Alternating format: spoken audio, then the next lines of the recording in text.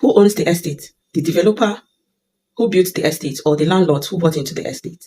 This is usually something that Nigerians have not tried to ask, because majority of the problems landlords have or Nigerians have is accommodation problem. So the issue of perfection of title doesn't come to play until they have fulfilled that need.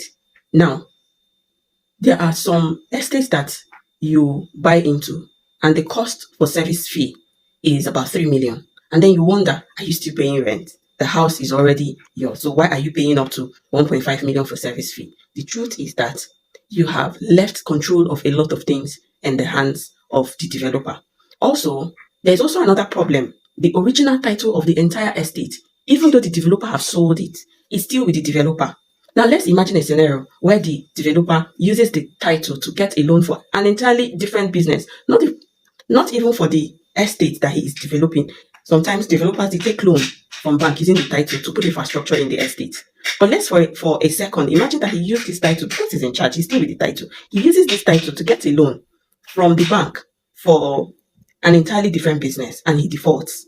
Of course, the bank is going to go in on that property and sell it. Okay, all you people need to do is employ a lawyer, pay the lawyer, and then go to court. But then you would have lost some good amount of money and time in the court. So what happens when you buy into these houses or into these estates is that some contracts that you sign actually leaves these developers in charge. But if they do subdivision, there's what we call subdivision. After subdivision, then you talk about individual CFO titles.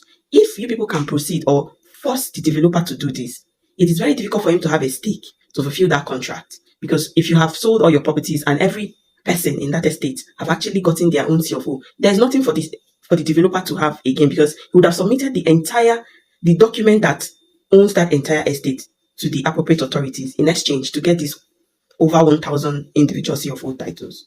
So the problem is that some developers, it costs a lot of money to do that, by the way. And then some developers would rather not do it because they don't want to lose stake. Some of them go into development to get the servicing and management of these properties as a retirement plan. So when you take away the management, there's no incentive for them to still keep managing this estate.